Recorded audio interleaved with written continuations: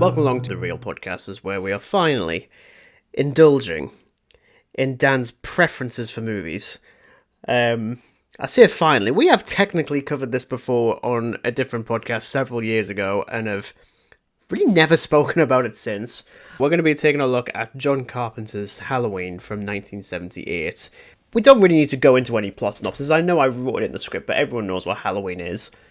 But then I suppose we're going to get the one person who doesn't. So Dan, what happened in this thing? The one person who's never seen it. Alright, so for that one person who has never ever seen Halloween before, what you have is a young Michael Myers kills his sister. Kills his sister? Oh, we're speaking of the old English now. Oh, yonder. Killed a yonder. Doth Michael creepeth through your window? Halloween. Halloween. Oh, we shouldn't be allowed outside, should God. No, we really shouldn't. Anyway, so young Michael Myers kills his sister Judith. Then flash forwards to many years later, he's in an institution. All hell breaks loose in the institution. He's now running rampant in the town of Haddonfield, and some murders take place. That's all you really need to know. Yeah, it's a very simple movie, which you can't really say for some of the other ones. Yeah, it basically just is. It's guy breaks out of an institution, goes around killing people. That is literally it. There's nothing more than that. No, exactly, and I think that's something I kind of appreciated more on rewatch because, yeah, full disclosure in terms of my own history of the movie, it is significantly less than Dan's. I wasn't joking when I said this. This was the second time I'd seen the movie, which has become the butt of the joke for literal years. For many years. It's been 4 years. So I first saw Halloween in 2021. Just happened to get the Blu-ray, I think, when it was on cheap or something. The year so you saw the original the year that Halloween Kills came out? Yeah, I kind of went through a similar sort of thing with Scream, where it was like, okay, I'll get to the new one. Oh yeah, you did, didn't you? Oh yeah, because you watched the original and then bloody Five Cream came out. It was literally the 4 days leading up to seeing 5. I watched 1, 2, 3, and 4. I'm nothing if not strange when it comes to movie watching, quite frankly. It's never linear by any means, or it is, but just like really, really small. But yeah, I can't quite remember when I actually saw it in 2021. I think it was like slap bang in the middle of the year because for some reason I didn't watch it in October. I thought it was good. I'm going to get that out of the way. It was a good movie. That wasn't enough for Mr. Quinn drinking his coffee.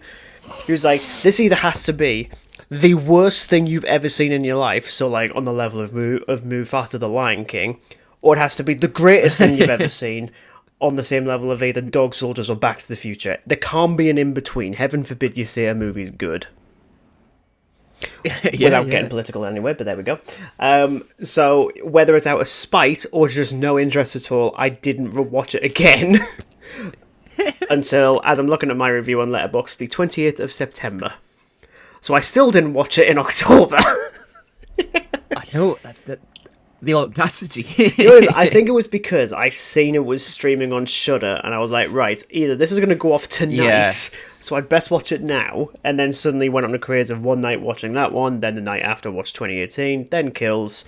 Yeah, you did have a bit of a Halloween craze, didn't you? It was probably a good thing you chose that particular order as well, rather than like the other 2 timelines that the bloody franchise has. Well, that's the thing, because then I started off with October with Halloween Ends, so I still didn't do it very well. This one went up. This one's actually a great movie. I say actually as if it's a shock to anyone on this planet who's ever seen Halloween. And as you just like, yeah, I know, I checked. I was watching. Oh, I know. I was watching. I was like a vulture. I was thinking more like, I thought I saw your face behind the, literally the hanging bed sheets outside right now. I couldn't have planned that any better. I'm like, there he is, he's watching again. You creep. No, I should have stood like in the yard with a bed sheet and just like tapping the watch saying, it's hurry almost up. 1 o'clock. Almost. Ding, ding. We're going to talk about this thing. But no, overall, this is significantly better than I remembered, and I think it stems from. I'm glad. Well, yeah, it's. You see what happens when you just watch a great movie? You wouldn't know, would you? Ooh. I've been watching your Halloween diary with great interest, and you need to get back out in that yard, just so that you're outside. Well, there's a few of your favourite films in there. I'll have you know. Yes, some. Shame about the rest. Some. Some. Yes, some of us have time to watch a horror movie every single day. I don't. Oh yeah. I really don't. But no, it's like an addiction. Yeah, it is. In reality, really. It's the spooky season. It's Again, fine. that running joke. But no, overall, I do really enjoy the movie. There are still aspects of it that I don't think work, and we will get into that. And no amount of rewatches is ever going to fix it, because that's just the kind of movie that it is. Is it the best of the Halloween franchise? I mean, yes, by default now. But it is also the only one that's... Yeah. Granted, it's not a 5 out of 5. I know it is for you. Mine is a 4. It has gone up. I'll take it. I'll accept that. I will accept Correct, that. you will, because this episode is going on regardless. I am not stopping.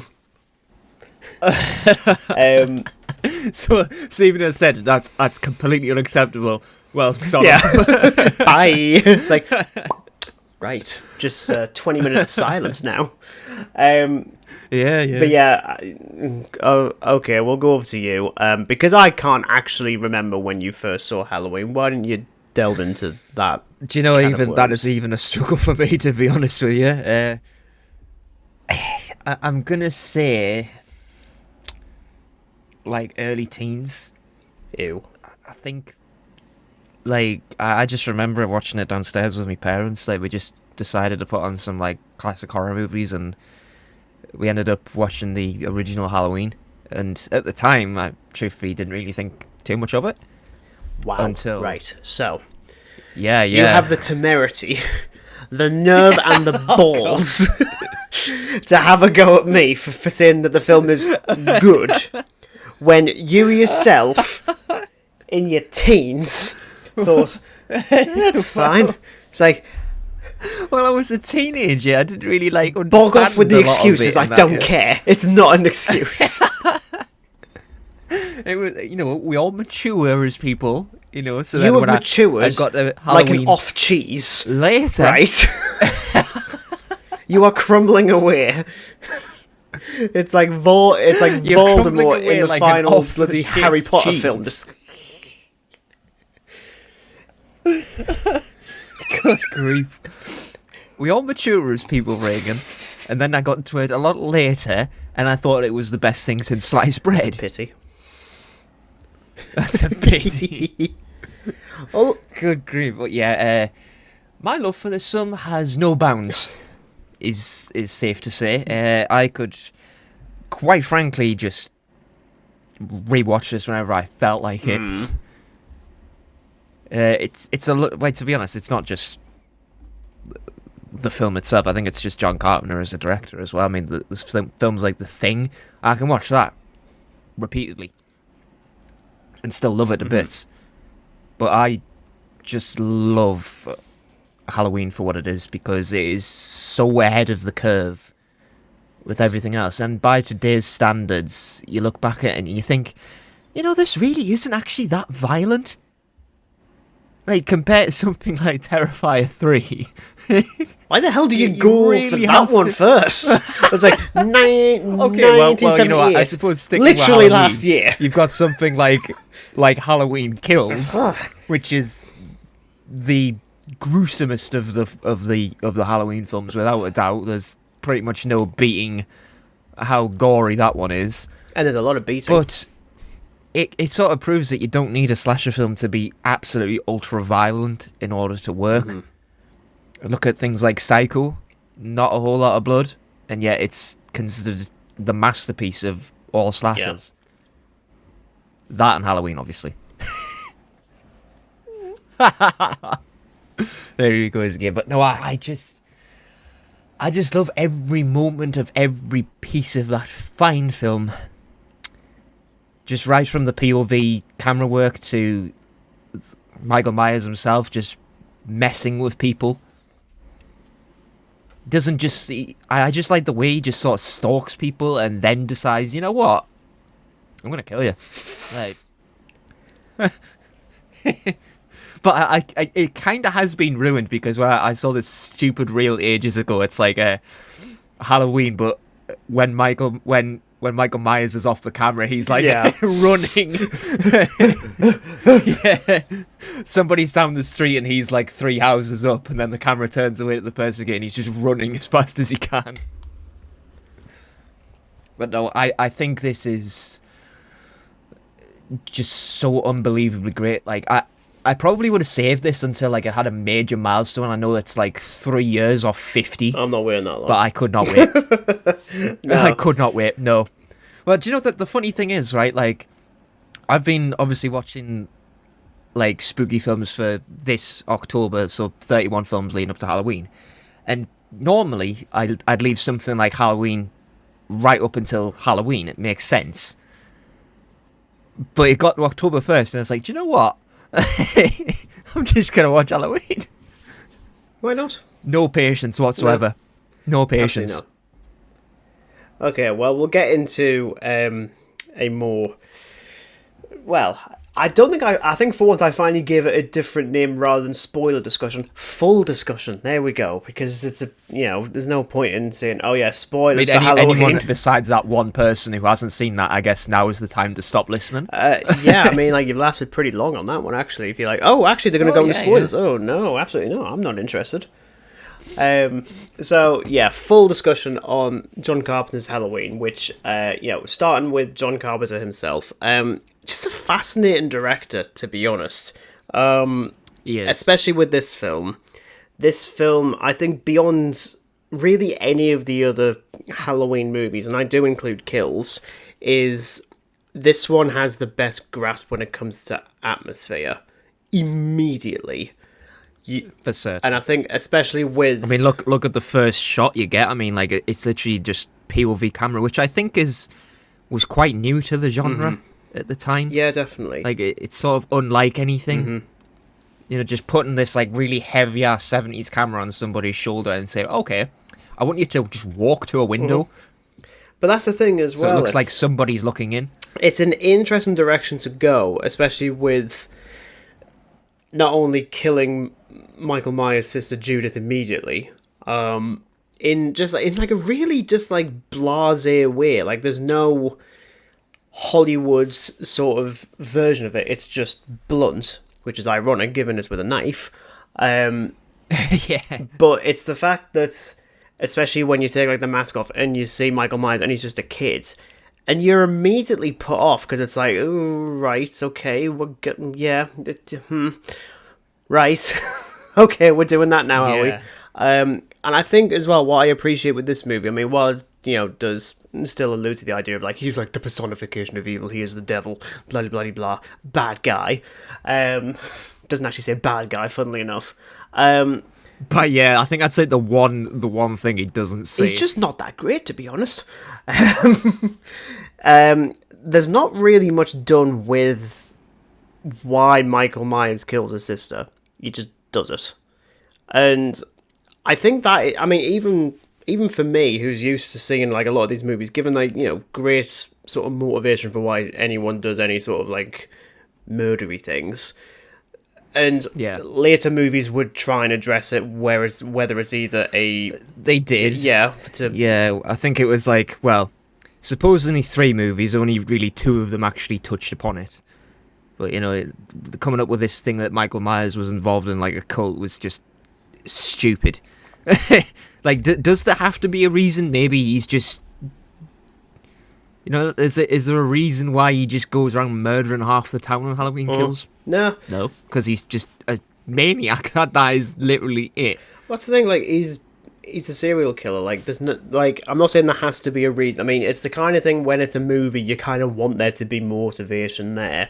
But then at the same time, I think it works better if there is just it. I mean, if there is a motivation, we don't know it, and usually I'd be put off by that. Where it's like, no, I kind of need a reason. But then you look at someone like this might be a bit of a weird one, but even like the Joker in The Dark Knight, what's his motivation for doing anything?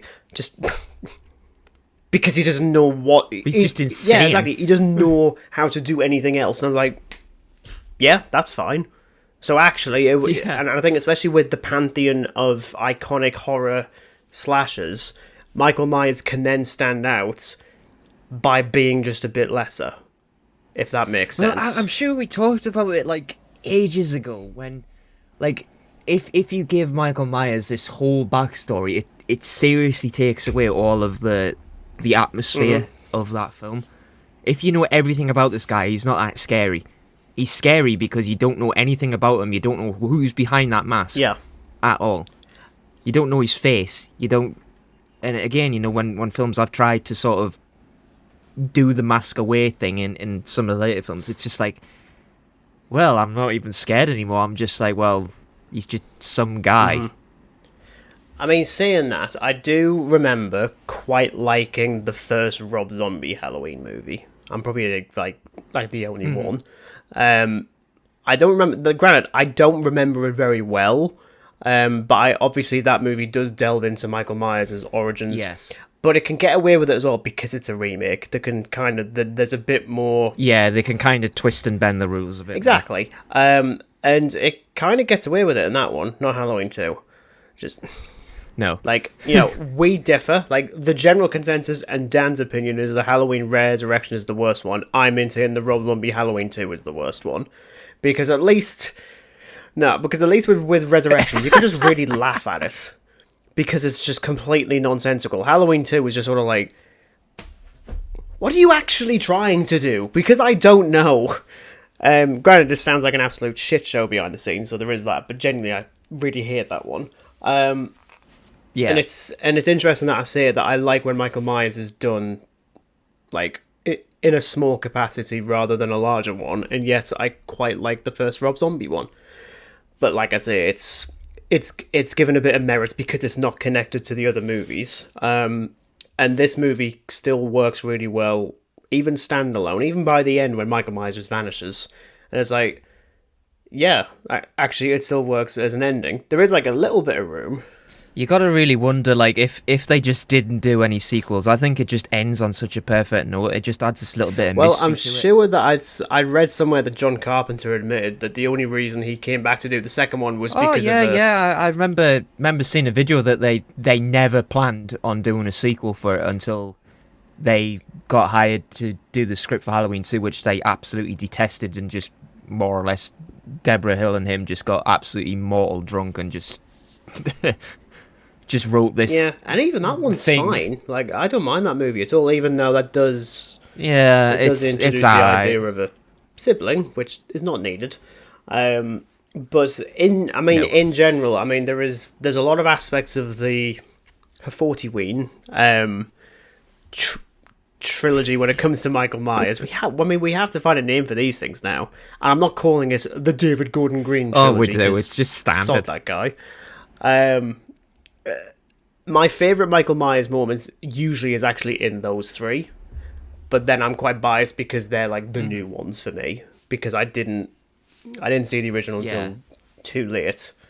Maybe that's just because you got to it just so like newly upon the release of Halloween Kills. I mean, there's still stuff I don't like in Kills, but honestly, that sequence of them with the firefighters is still top tier Myers for me. It's just like, yeah.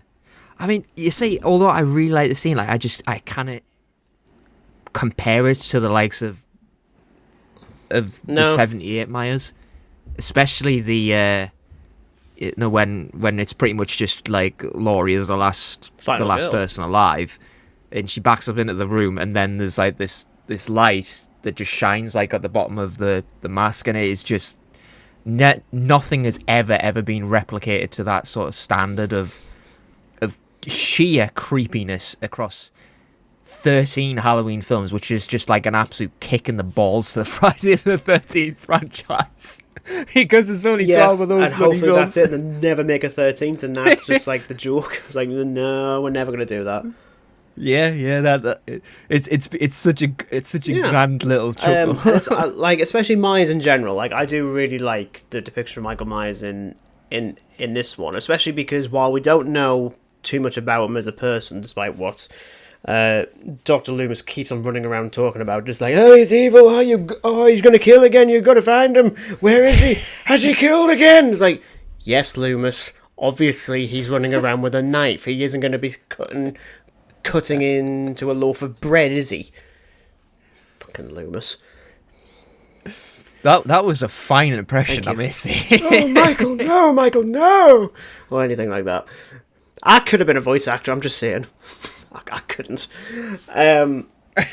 But, yeah, it's, like I say, you don't learn too much about Myers, but there is a lot of moments when you're just seeing things from his perspective, him just watching people, is really creepy. But I think as well, the bit that I really appreciated more now was the fact that a lot of it is in daylight as well. I was like, that is really effective. When other movies we'd be like, no, we kind of have to do it at night because it looks spookier. No, I think it's unsettling when it's during the day because there's no need to hide at all. He's just standing there. I remember reading this like bit of trivia ages ago. And because they shot it in springtime, obviously with it being like an autumn-themed horror film, how do you make a spring film look like it's actually autumn? So they got loads of like autumn-coloured leaves, and I think Robert Englund, the guy who would go on to play Freddy Krueger, was sort of hired to just like put leaves everywhere to make it look as if the trees had like... that is hilarious. Yeah, just like, I'll do it, providing I get a franchise with some knives, but I can have like an entire hand of knives.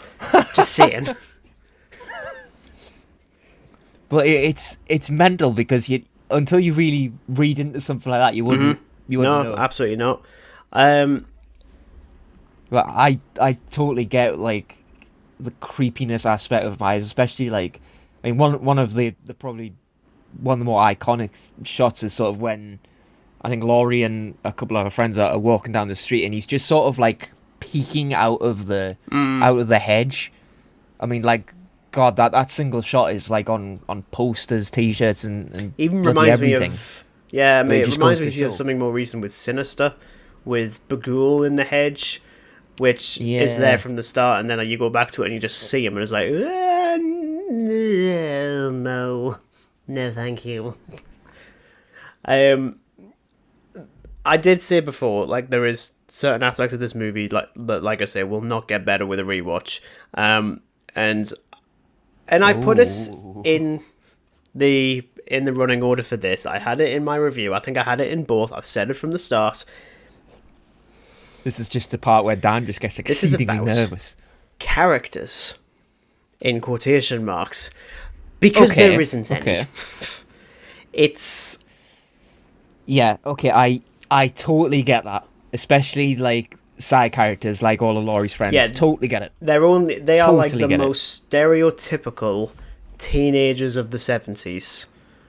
Yeah, college it's just girls like ever. Sex and nothing else. I'm not interested.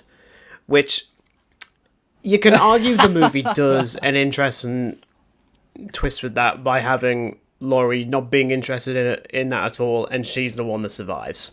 So there is that.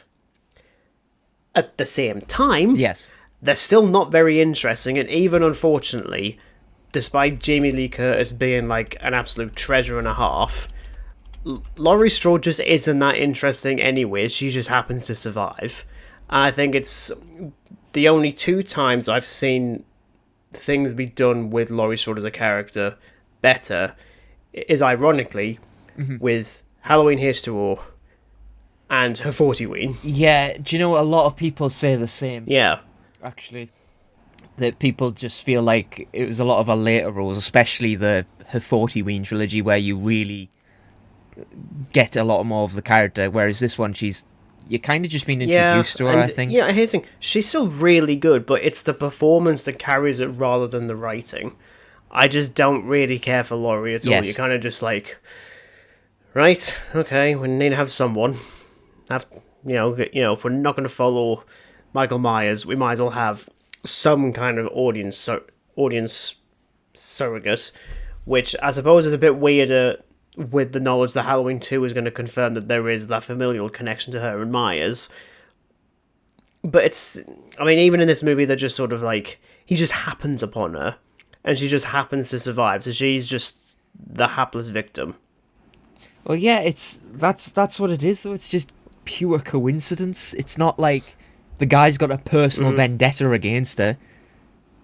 It's just pure coincidence, the fact that he just happens to drive into Haddonfield. No, exactly. Even though he's never drove before and was doing a spiffingly good job. He's done a better job of driving than some of the people who live on our street. I don't think any of them are serial killers, I'm pretty sure. Do you know what it is? It always makes me bloody chuckle when Dr. Loomis is Michael! going on his little rampage of words. I'm so sorry. Yeah. It's like, well, he was doing fine last did night. 55 miles an hour. I didn't know he could do that. I didn't teach him, so who did? He's gonna kill again. I'm so sorry. It's just... Do you know what it is? Like, it's just become a meme. Like, ever since seeing that friggin' reel of the guy dressed up and just going into, like, into random, like, cars and stuff like that, and people are just like, what? And it's like, I mean, Donald Pleasence is great in this. Like, he really is, but at the same time, there's just, like... Oh, he's terrific. He's unhinged, though. Like, wouldn't it be utterly pretty... unhinged. See, all of a sudden, I feel like it would be really funny if, like, the big twist in this movie is that Michael Myers isn't actually the killer and was actually Loomis, and he's just hiding as a doctor Donald instead. So, Pleasence. like, now that is actually quite an ingenious idea that, unfortunately, actually, now I think about it, 2018 also did that, and that was piss poor. So maybe not do that. Maybe don't have the homicidal doctor. Do you know, I think this is probably the... I know Halloween 2 obviously is probably the highlight for a lot of people because of Donald Pleasence's performance as well. But here, like, when you're first introduced to him, he's just sat in a car, no expression on his face whatsoever. And I think that the nurse who's with him is asking, like, what do we do when he's meant to stand trial and that? And he just bluntly says, like, something about a drug that basically, like, just makes him non-compliant, just sits there, more or less. And he says it with, like, such a malice that's like, you know, that's what we want. We don't want this. Like, this guy's got an absolute personal vendetta with this guy. And it's like, what could he have done to just eat at you so much? And obviously you get, you know, the really sort of memorable, you know, I looked into his eyes and all I saw was pure evil. When Myers starts actually, like, committing the babysitter murders, and again, it's not done with such gore by today's standards. It's just sort of, like, very tame, but again, it's proof you don't need a absolute buttload of gore to make a really good slasher film. But I think my all-time favourite is definitely when, you know, Laurie is up against Michael, and you've got the shot with the closet, breaks in the closet, and she stabs him with the knitting needle, and she thinks it's over, and then he just does, like, the thing where he just raises like up. very Dracula. I think that is just like, yes, yeah, it's very Dracula coded, just no movement whatsoever, just this stillness as he gets up. I love the fact that, because it's, you know, even with me, you know, my favourite movie, you know, it changes all the time, and it's going to be different to someone else. And while I can't have the same amount of respect that you have for Halloween, I think it's amazing seeing the way you talk about it, because it's just genuine love for the movie, and I really love that. Oh yeah. If anything, I could easily say it makes us a bit jealous, because I don't have that. Whether it's because I didn't see it until less than half a decade ago, or if it's because I've just seen a ton of horror movies, but then you have as well, so that argument doesn't work. But what I will say, though, is that especially doing this review now, it is quite nice to finally say that, yeah, the original is the best one, despite it being the simplest. And so all of a sudden it's... And you know, there's that phrase, you know, simplicity is key. Yeah. It is. I mean, this was made on like a pretty measly budget back in the day. $300,000. You know, and you look at the sort of films... yeah, like something completely, and yet they've made a masterpiece that's gone down in history. And then you look at like the more recent ones where they're a lot more higher budget. I mean, yeah, a couple of them are pretty great. One of which is just beautiful. It ends, isn't it? Plot twist, we are never covering that thing I again. just feel my skin just gory though so much. But no, I just think, and especially like, going a bit off topic, but going to a horror con and meeting the guy who played Michael Myers is just like an overwhelmingly pleasant experience, because you're stood. I mean, obviously, for those who don't know, Nick Castle, this guy who played the original Michael Myers, and he did some work in the H40 trilogy as well. When you're stood in your queue and you just know you're gonna meet like one of the icons of horror, it's an experience like unlike any other. And this guy was completely sold out of autographs and photos as well. So when you get to shake hands with the guy that is played Michael Myers, it's like, holy crap, you're shaking, because it's like you just don't know what to say. I mean, it was brief as hell, but he was actually like, wow, right, and that. And I was just yes, I am Nick, Mr. Castle. Total fanboy moment, yeah. But then it's for a lot of people, which I'm glad think like these horror conventions exist, because it gives a chance for a fan to just meet their lifelong dream of meeting somebody like Michael Myers. And especially for 47 years on as well, which is just a bit scary to say out loud, quite frankly. Yeah. Again, I would have loved for it to be like 50 years, because that's a good sort of milestone. But I'm just too and to be honest, I am as well, because we're sort of looking at Halloween thinking, what do we talk about? Which, in retrospect, it would have been Trick or Treat. Yes, to be honest. Yeah, absolutely. But yeah, that is our thoughts on John Carpenter's Halloween. Again, because of the way the timings worked, we are recording this before we go to the Tyneside in 72 hours, not 48, thank God, because I'm not emotionally prepared for that. So we'll get some kind of thing out for that. But yes, we will be back very soon with both Halloween All-Nighter, and then after that, Predator Badlands, so we'll see you then. And until then, it is goodbye from Dan. Cheers, me dears. And it's goodbye from me. Bye.